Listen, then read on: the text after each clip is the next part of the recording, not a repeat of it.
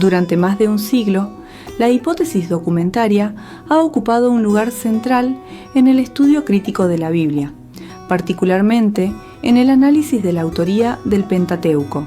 Lejos de ser un simple ejercicio académico, este modelo propone una mirada detallada a la historia de los textos bíblicos, reconstruyendo el proceso por el cual múltiples autores y editores, actuando en contextos históricos, políticos y teológicos muy distintos, fueron tejiendo a lo largo de siglos la obra fundacional de la tradición judeocristiana. En un campo donde convergen la filología, la historia, la teología y la arqueología, la hipótesis documentaria se presenta no como una explicación definitiva, sino como un marco interpretativo robusto, capaz de integrar un conjunto extraordinariamente amplio de evidencias textuales y contextuales. Este enfoque permite no solo rastrear las capas narrativas que conforman la Biblia, sino también apreciar la riqueza, las tensiones y la diversidad de voces que conviven en sus páginas. El presente trabajo se propone, en primer lugar, presentar una síntesis clara y documentada de esta hipótesis, mostrando su poder explicativo y la relevancia que mantiene en la erudición contemporánea. En segundo lugar, busca abrir el diálogo entre tradiciones académicas y religiosas, evitando el reduccionismo y poniendo el énfasis en la evidencia. Más que resolver un debate milenario, el objetivo es invitar a recorrer el proceso histórico de formación del Pentateuco, para comprender no solo el texto que tenemos, sino también el complejo entramado humano que lo hizo posible. Durante siglos, eruditos de muchos contextos han trabajado en descubrir cómo se formó la Biblia. Eran religiosos y no religiosos, cristianos y judíos. Su tarea no era probar si las palabras de la Biblia fueron reveladas divinamente a los autores. Esa es una cuestión de fe, no de erudición. Más bien, intentaban conocer la historia de esos autores, qué escribieron, cuándo lo escribieron y por qué lo escribieron. La solución, que ha sido la más convincente durante más de un siglo, es conocida como la hipótesis documentaria. La idea de esta hipótesis es que los primeros libros de la Biblia se formaron a través de un largo proceso. Escritores antiguos produjeron documentos de poesía, prosa y ley durante muchos cientos de años, y luego editores usaron estos documentos como fuentes. Esos editores formaron, a partir de estas fuentes, la Biblia que la gente ha leído durante unos 2000 años. Quienes no estaban de acuerdo con esta hipótesis venían de dos extremos opuestos del espectro, los más tradicionales y los más radicales. Los eruditos más tradicionales, principalmente cristianos fundamentalistas y judíos ortodoxos, se adherían a las respuestas antiguas a estas preguntas. Los primeros 5 libros de la Biblia fueron escritos por Moisés personalmente. El libro de Josué fue escrito por el propio Josué, y así sucesivamente. Los eruditos más radicales argumentaban que los libros bíblicos fueron escritos cada vez más tarde y que eran cada vez menos verdaderos. Un problema era que estos grupos de eruditos rara vez interactuaban entre sí. Tanto los eruditos tradicionales como los radicales y los laicos que los seguían han afirmado que la hipótesis ha sido refutada, que casi nadie cree en eso ya. Pero debe decirse, ninguno de los grupos ha respondido a los argumentos clásicos y actuales que hicieron de la hipótesis documentaria el modelo central del campo.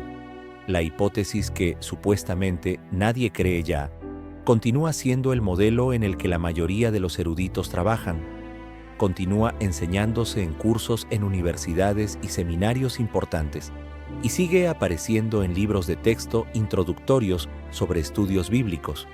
Los argumentos primarios a su favor continúan sin debatirse y con frecuencia sin mencionarse.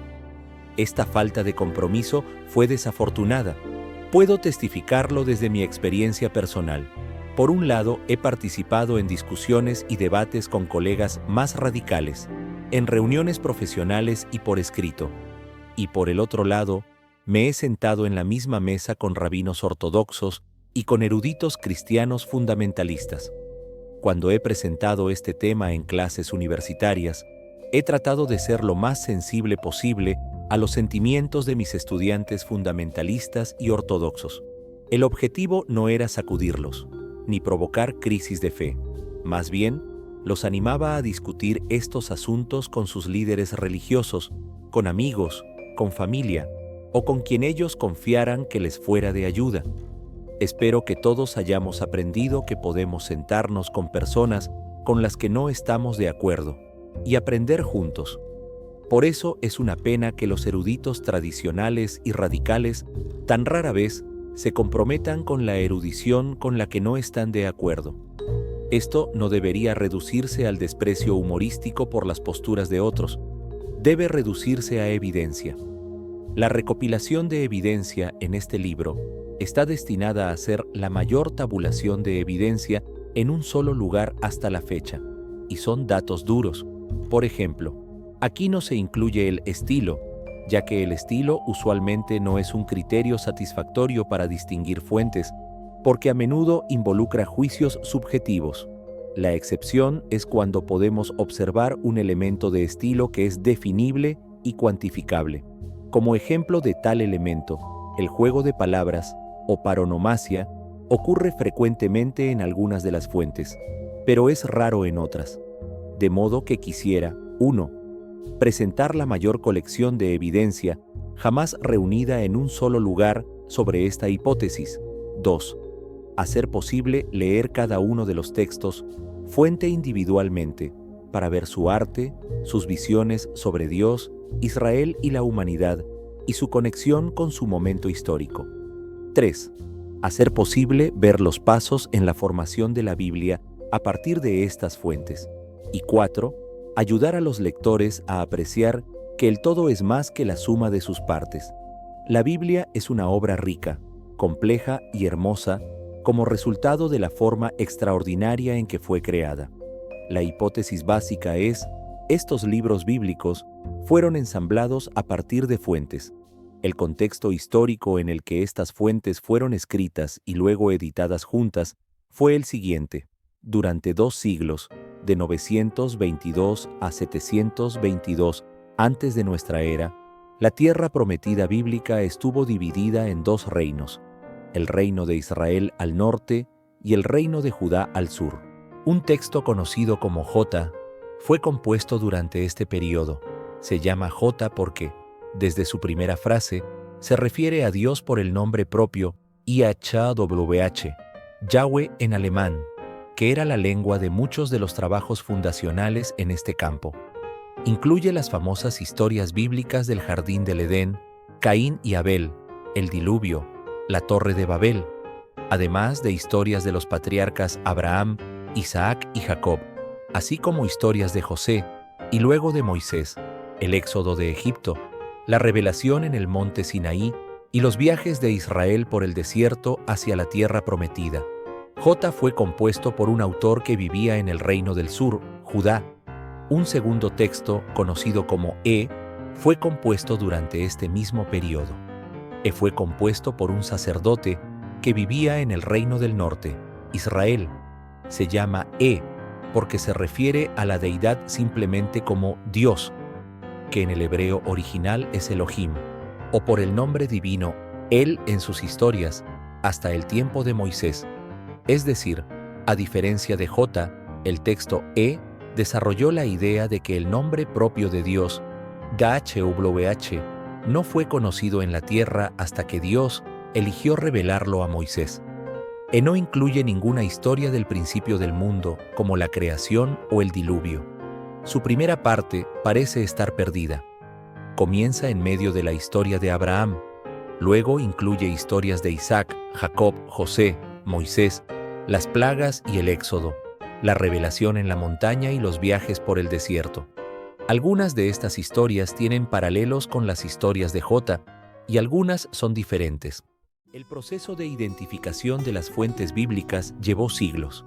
El proceso de refinar nuestras identificaciones de estas fuentes ha estado en curso y continúa hasta el día de hoy. Inicialmente, fue una división tentativa basada en factores simples, donde aparecía el nombre de Dios en los textos, historias similares que aparecían 2 veces en los textos, contradicciones de hecho entre un texto y otro. Relatos de esta identificación y refinamiento tempranos pueden encontrarse en muchas introducciones a este tema y en el libro Who Wrote the Bible? La recopilación de evidencia aquí no es una revisión de esa historia del tema, es una tabulación de la evidencia que ha surgido y que establece la hipótesis. Está agrupada aquí en 7 categorías, que forman los 7 argumentos principales para la hipótesis, en mi opinión. 1. Lingüístico. Cuando separamos los textos que han sido identificados con las diversas fuentes, encontramos que reflejan el hebreo de varios períodos distintos. El desarrollo del hebreo que observamos a través de estos períodos sucesivos indica que el hebreo de J y E proviene de la etapa más temprana del hebreo bíblico. El hebreo de P proviene de una etapa posterior del idioma. El hebreo de los textos deuteronomistas proviene de una etapa aún más tardía del idioma. P proviene de una etapa anterior del hebreo que la del libro de Ezequiel, que proviene del tiempo del exilio babilónico. Todas estas fuentes principales provienen de una etapa del hebreo conocida como hebreo bíblico clásico, que es anterior al hebreo del período persa, post-exílico, conocido como hebreo bíblico tardío. Esta cronología del lenguaje de las fuentes se confirma por textos hebreos fuera de la Biblia. Las características del hebreo bíblico clásico se confirman a través de la comparación con inscripciones que han sido descubiertas a través de la arqueología, las cuales provienen del período anterior al exilio babilónico, 587 a.C. C. Las características del hebreo bíblico tardío se confirman mediante la comparación con el hebreo de fuentes posteriores como los rollos del Mar Muerto. A pesar de la fuerza de esta evidencia, prácticamente nunca es mencionada por quienes se oponen a la hipótesis. Evidencia número 2. Terminología. Ciertas palabras y frases aparecen de manera desproporcionada o incluso exclusivamente en una fuente y no en otras. La cantidad de estos términos que consistentemente pertenecen a una fuente particular es considerable. Así, el monte, que se llama Sinaí en J y P 20 veces, se llama Horeb o el monte de Dios en E y D 14 veces. En 34 apariciones de estos nombres, no hay excepción a esta distinción. La frase en ese mismo día aparece 11 veces en la Torá. 10 de las 11 están en P y la 11ª está en R, en un pasaje que el redactor modeló según P, Deuteronomio 32:48. La frase «el lugar donde Yahvé pondrá su nombre» o «el lugar donde Yahvé hará habitar su nombre» aparece 10 veces en D, pero nunca en J, E o P. La frase «fue reunido con su pueblo» como eufemismo de la muerte aparece 11 veces, y las 11 están en P. La frase «salió fuego de delante de Yahvé» aparece 3 veces, todas en P. La frase «y cayó sobre su rostro» aparece 8 veces, todas en P. La frase «sed fecundos y multiplicaos» aparece 12 veces, todas en P. La frase «la gloria de Yahvé» aparece 13 veces, y 12 están en P. La palabra plaga aparece 15 veces, 14 están en P. La palabra posesión aparece 35 veces en la Torá, y 33 están en P. La 34ª está en un pasaje redaccional que repite un versículo de P, y la 35ª es incierta. La palabra príncipe aparece 69 veces en la Torá. 67 están en P. Las otras 2 están en J y E. La palabra congregación aparece más de 100 veces en la Torá, todas en P, sin una sola excepción. La palabra propiedad aparece en la fuente anómala de Génesis 14, 4 veces, y una vez en las palabras del redactor. En total, aparece 8 veces en las 4 fuentes principales, y las 8 están en P, nunca en J, E o D. La palabra quejarse aparece 23 veces en la Torá, y 22 están en P. La palabra codo aparece 59 veces en la Torá, y 56 están en P. El término expirar aparece 11 veces en P, pero nunca en J, E o D. La frase prolongar tus días en la tierra aparece 12 veces y 11 están en D. La frase con todo tu corazón y con toda tu alma aparece 9 veces y todas están en D. Las frases ir tras otros dioses, volverse a otros dioses y adorar a otros dioses aparecen 13 veces, todas en D. La frase escuchar la voz de Yahvé aparece 12 veces, todas en D. El término yacerse aparece una vez. En Decon como eufemismo de relaciones sexuales aparece 13 veces en la Torá y 11 están en J. Las otras dos ocurren en un solo pasaje en E, Génesis 30, 15 a 16. El término conocer como eufemismo de relaciones sexuales aparece 5 veces en J, pero nunca en las otras fuentes. El término Seol, que identifica el lugar a donde van los muertos, aparece 6 veces en J, pero nunca en las otras fuentes. El término sufrir aparece 7 veces, y las 7 están en J. 3. Contenido consistente a la revelación del nombre de Dios. Esta línea de evidencia suele describirse como una cuestión de terminología, es decir, que distintas fuentes usan diferentes nombres para Dios. Pero eso no es del todo correcto. El punto no es que las fuentes tengan distintos nombres divinos, sino que cada una tiene una idea diferente del momento histórico en que el nombre Yahvé fue revelado a los humanos. Según J, el nombre era conocido desde las primeras generaciones humanas. Refiriéndose a una generación anterior al diluvio, J dice explícitamente: entonces comenzó a invocarse el nombre de Yahvé. Génesis 4:26. Incluso antes, Eva usa ese nombre al nombrar a Caín. Génesis 4:1. En cambio, E y P afirman que Yahvé no reveló este nombre hasta la generación de Moisés. En Génesis, Yahvé se presenta ante Abraham con otro título: Yo soy el Shaddai, a el Shaddai. Génesis 17:1. Y más tarde, cuando habla a Moisés en Éxodo, dice: Yo soy Yahvé. Me aparecía a Abraham, a Isaac y a Jacob como el Shaddai, pero por mi nombre, Yahvé no fui conocido a ellos. Éxodo 6:2 a 3. Las fuentes son casi 100% consistentes en este punto. E y P usan él a él o Elohim a Elohim, hasta que el nombre Yahvé es revelado a Moisés. J usa Yahvé desde el inicio. Un detalle adicional: J nunca utiliza la palabra Elohim en la voz del narrador. Solo los personajes pueden usarla al hablar, pero el narrador yavista jamás, ni una sola vez, en el texto masorético. En toda la Torá, los nombres Yahvé, El y Elohim aparecen más de 2000 veces, y las excepciones al patrón son apenas 3. Aún así, algunos críticos modernos siguen afirmando que los nombres de Dios no prueban nada. Ve objetos sagrados, tabernáculo, arca, querubines, Urim y Tumim, varas de Moisés y Aarón. El tabernáculo, Mishkan, aparece más de 200 veces en P. Es el tema más importante en esa fuente, único lugar permitido para sacrificios, centro de revelación tras el Sinaí, eje del sistema ceremonial. Pero nunca se menciona en J o D, y solo 3 veces en E. El arca, Arbon, es crucial en J como objeto de poder y victoria militar. Números 10, 33 a 36, 14, 44, pero nunca se menciona en E. Los querubines, Kerbim, aparecen. En P, como figuras de oro que cubren el arca. En J, como guardianes del Edén, Génesis 3:24. En E y D no se mencionan. En P, el Urim y Tumim, Abrim Bit Mim, están guardados en el pectoral del sumo sacerdote, usados para consulta divina. No aparecen en J, E ni D.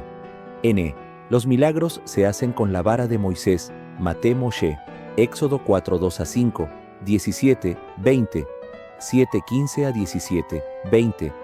Pero en P, los milagros se realizan con la vara de Aarón, Maté a Aarón. Éxodo 7:9 a 12, 19, 8:1 a 2, 12 a 13, 8:18 a 22. C. Liderazgo sacerdotal. En P, el acceso a lo divino está restringido a los sacerdotes aarónicos. no hay sueños, ni ángeles, ni animales parlantes, elementos abundantes en J, E y D. En cuanto al liderazgo humano, las palabras profeta, Nabi'oyá y profetizar, NBA, aparecen 13 veces en E y D pero nunca en P ni en J. La única excepción, Éxodo 7:1, usa profeta en sentido figurado. Aarón es el portavoz de Moisés, no un vidente. Jueces, Shoptim, tampoco se mencionan en P, aunque D los presenta como autoridades legales. En P, solo los sacerdotes aarónicos pueden usar el Urim y Tumim. Los levitas no aarónicos no son sacerdotes. En P la expiación, Kippur, solo se logra mediante sacrificios rituales llevados por sacerdotes. No basta el arrepentimiento, Tshuvá, ni la misericordia. De hecho, en P no aparecen los términos Hesed, Hesed, Rahamim, Rahamim, Gen, ni Teshuvá, Tshbebeche. Su teología carece de léxico compasivo. Es jurídica, no emocional. Contraste narrativo. En Honda, Dios quiere destruir al pueblo, Números 14. Pero Moisés intercede. La pena se reduce a 40 años. En P no hay intercesión. Dios decreta los 40 años sin réplica. El perdón no proviene del corazón, sino del altar. Antropomorfismos, J. Dios camina, y Tzaleki en el Edén, viste a Adán y Eva, huele el sacrificio de Noé. E. Dios lucha con Jacob, se aparece en la roca, muestra su forma a Moisés. P. Dios no actúa físicamente, solo metafóricamente, el dedo de Dios, la imagen de Dios. D. Números y precisión. Las edades, fechas, medidas. Amá, cantidades y órdenes exactos son una obsesión literaria en P. Nada comparable existe en J, E o D. P detalla con precisión ritual y aritmética. Años de vida, tamaños de altares, número de codos, genealogías con cifras cerradas. Su mundo está hecho de proporciones divinas, no de emociones humanas.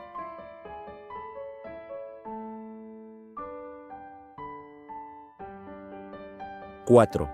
Continuidad de los textos, flujo narrativo. Uno de los argumentos más convincentes a favor de la existencia de los documentos fuente es el hecho de que, cuando se separan las fuentes entre sí, podemos leer cada una como un texto coherente y fluido. Es decir, la historia continúa sin interrupciones. Uno de los propósitos principales de este libro es demostrar ese hecho. Podemos observarlo, por ejemplo, al separar las dos historias del diluvio y leer cada una por separado, la de J y la de P, en Génesis 6 a 9. Cada una se lee como una historia completa y continua. Este tipo de fluidez narrativa se puede reconocer en al menos el 90% del texto, desde Génesis hasta Deuteronomio. Específicamente, el texto combinado que fue ensamblado por el redactor de J y E se lee como una narrativa fluida, con solo algunas brechas ocasionales. Cuando es interrumpido por material de P u otras fuentes, se reanuda luego del fragmento exactamente donde había quedado. El texto de P, del mismo modo, presenta una continuidad interna notable, con apenas algunas lagunas menores. Dentro de JE, cada una de sus fuentes, J y E, también fluye de manera coherente la mayor parte del tiempo, aunque no siempre. Parece que el redactor de J y E estaba dispuesto a cortar y recombinar sus textos recibidos, J y E, en un grado mucho mayor que el redactor final, R, lo hizo con sus propios textos heredados, JE, PD y otros documentos menores. Este alto grado de continuidad narrativa en P también contradice las versiones suplementarias de la hipótesis documental, en las cuales algunos estudiosos sostienen que P nunca fue un documento independiente, sino un suplemento agregado alrededor del texto JE. El flujo narrativo completo de P refuta directamente esos modelos, muestra una estructura interna autosuficiente. Alguien podría objetar que el erudito simplemente dividió el texto artificialmente para producir este resultado. Pero eso no es posible. Una porción tan extensa del texto fluye con tanta coherencia que ningún erudito podría haberlo fabricado manteniendo todas las líneas de evidencia intactas. Las versiones paralelas de las historias comunes, los dobletes, la terminología característica de cada fuente, la consistencia del nombre divino dentro de cada una, la evidencia lingüística de cada etapa del hebreo y las demás coincidencias estructurales. Todo esto debía mantenerse separado y, aún así, producir narrativas que fluyen sin interrupción. Esa armonía es demasiado precisa para ser fruto del azar o del artificio.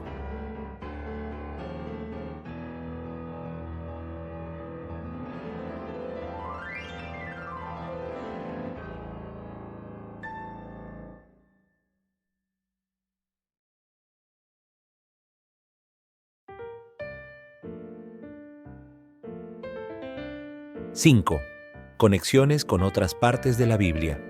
Cuando se distinguen entre sí, las fuentes individuales tienen afinidades específicas con ciertas secciones de la Biblia. D tiene paralelismos conocidos con el libro de Jeremías, P con el libro de Ezequiel. Y J y E tienen vínculos particulares con el libro de Oseas.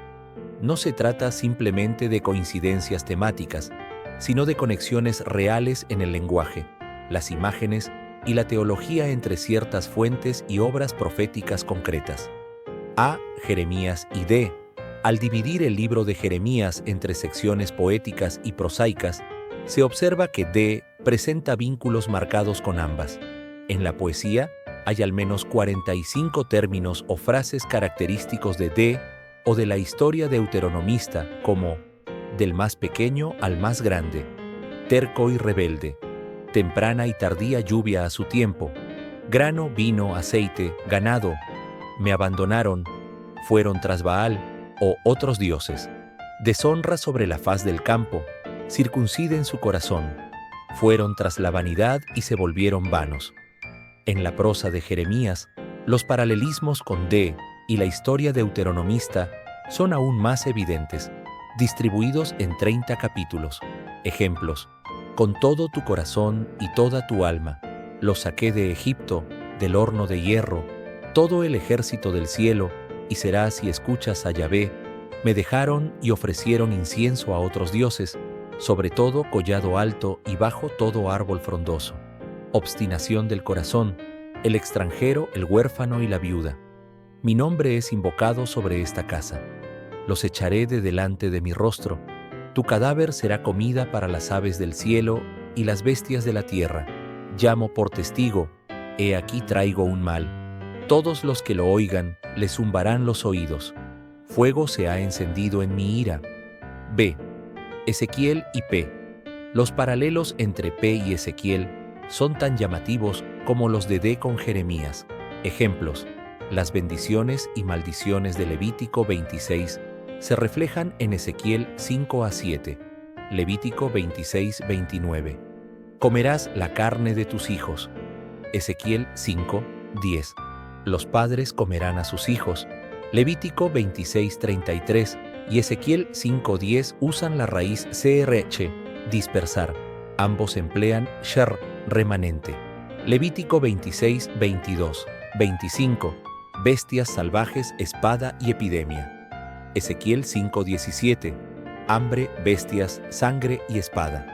Éxodo 6:8 y Ezequiel 20:28, promesa de tierra mediante juramento. Éxodo 6 y Ezequiel 20 comparten el lenguaje del nombre divino, el brazo extendido y el darse a conocer. Levítico 10:10, distinguir entre lo santo y lo profano. Ezequiel 22:26. No distinguieron entre santo y profano.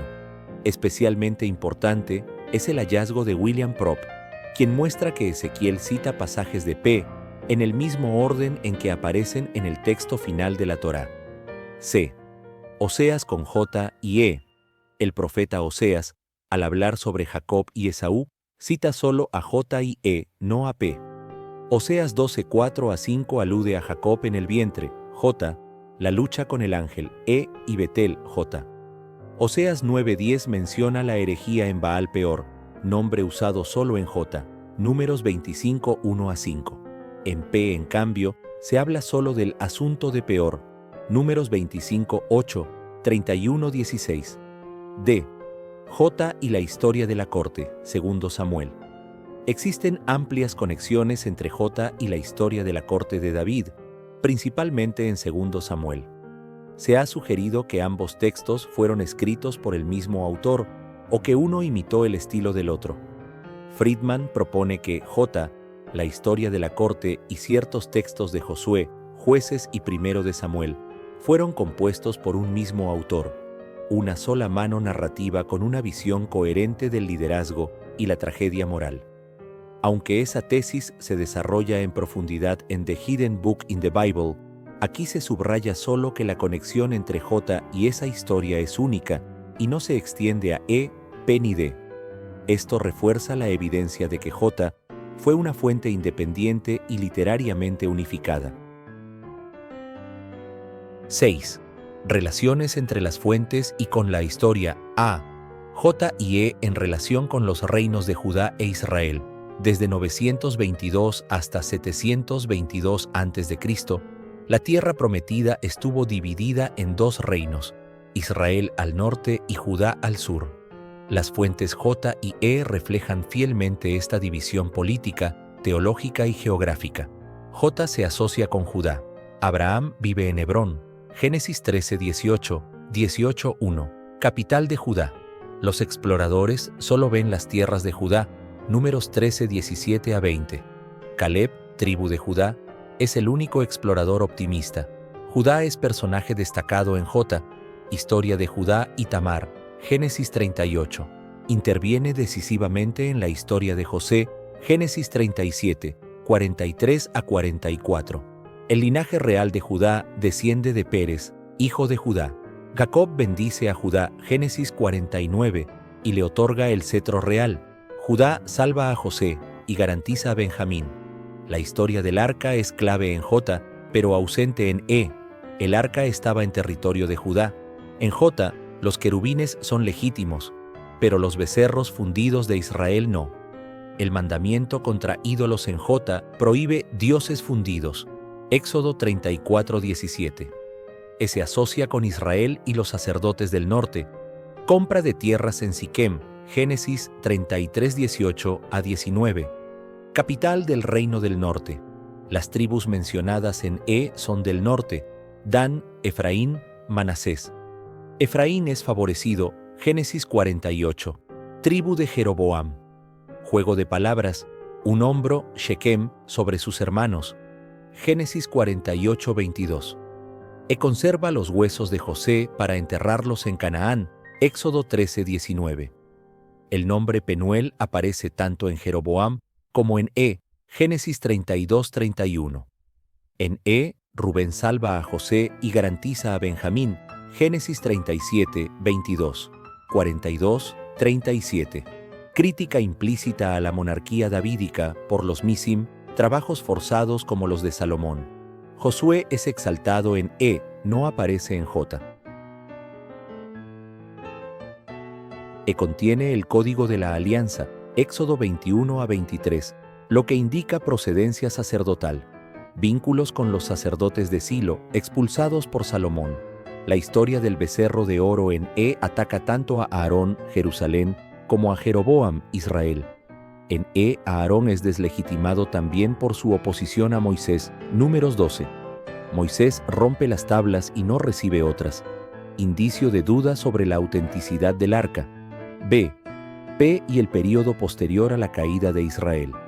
La fuente P refleja el contexto histórico y teológico del reinado de Ezequías, 715 a 687 a.C.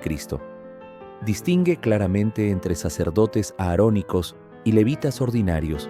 2 Crónicas 31:2 atribuye esta distinción a las reformas de Ezequías.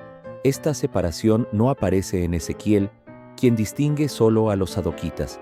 P establece la centralización del culto. Solo se puede sacrificar en el tabernáculo. Esto coincide con la reforma centralizadora de Ezequías, según Reyes y Crónicas. D también exige centralización, pero sin la distinción sacerdotal de P. El tabernáculo es central en P. Es el único lugar válido de sacrificios y revelación. Ex capítulos 25 a 31, 35 a 39, Lev 1 to 17, Los objetos sagrados, arca, tablas, urim, existían solo en el primer templo, no en el segundo. Por tanto, P no pudo escribirse en la época del segundo templo. Exigía un santuario móvil, el tabernáculo, que ya no existía. C, D y el reinado de Josías, 640 a 609 a.C. D forma parte de la historia deuteronomista, que abarca desde Deuteronomio hasta 2 Reyes. Josías es el único rey descrito con la fórmula exclusiva. No hubo otro como él. Segundo Reyes 23-25. Eco de Deuteronomio 34:10. No hubo otro profeta como Moisés. Es el único rey que inquirió, como ordena Deuteronomio 17:8-12. Es también el único que no se desvió ni a derecha ni a izquierda. Deuteronomio 17:11-20. CT. 2 Reyes 22:2. El libro de la Torá hallado en el templo, Segundo Reyes 22:8, coincide con el texto que Moisés escribe en Deuteronomio 31:24-29. Josías lee la Torá al pueblo en Jerusalén, como prescribe Deuteronomio 31:11. Sus reformas incluyen destruir el becerro de oro hasta hacerlo polvo, Deuteronomio 9:21. 2 Reyes 23:6. El deuteronomista predice el nombre de Josías, Primera Reyes 13:2, quien destruirá los altares idolátricos. Josías cumple las leyes contra las imágenes talladas, Pesel, y elimina los ídolos de Ashera. Centraliza el culto en Jerusalén, siguiendo el modelo de Deuteronomio, a diferencia de Ezequías. La mayoría de los estudiosos concuerdan. El rollo hallado por Josías era o contenía Deuteronomio. D. P sigue a J. La fuente P sigue a J. La combinación de J y E, tanto en contenido como en orden narrativo. Creación, diluvio, Abraham, pacto, José, esclavitud en Egipto, Éxodo, Sinaí, el becerro de oro, omitido en P, etc. Pero P reinterpreta todos estos relatos desde la perspectiva aarónica. No hay sacrificios antes del tabernáculo. Por eso no aparecen Caín y Abel, ni sacrificios de Abraham o Isaac. No hay ángeles, sueños ni animales parlantes, como en el Edén o Balaam. No se menciona el becerro de oro ni la crítica a Aarón. P incluye la compra de la cueva de Macpela en Hebrón, ciudad sacerdotal aarónica. Esta continuidad estructural y teológica indica que P fue compuesto después de Jotoe, por alguien que ya conocía esa narrativa.